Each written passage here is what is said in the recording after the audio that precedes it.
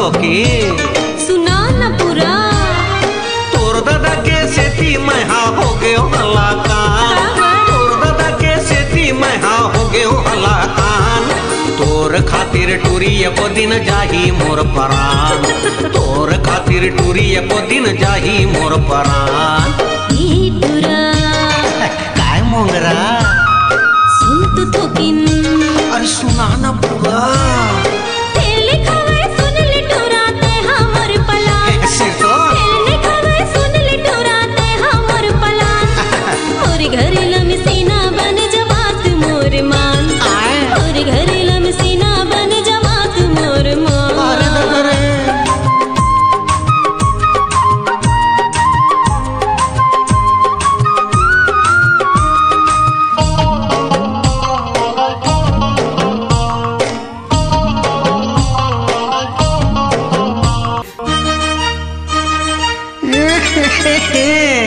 टाका पासा करथे डोकरा जासूसी करवाथे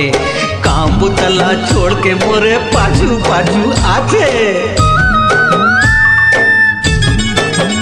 ये दे टाका पासा करथे डोकरा जासूसी करवाथे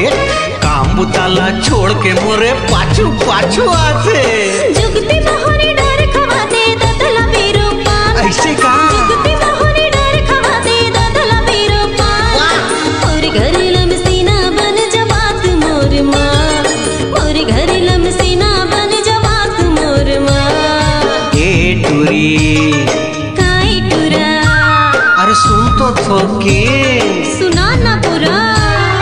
तोर दादा के सेती मैं हाँ हो गयो हलाकान तोर दादा के सेती मैं हाँ हो गयो हलाकान तोर खातिर टूरी एको दिन जाही मोर परान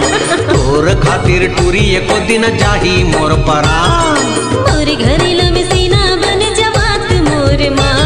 अरे चल उड़हरिया भाग चलिए बात मोर मान अरे मोर घर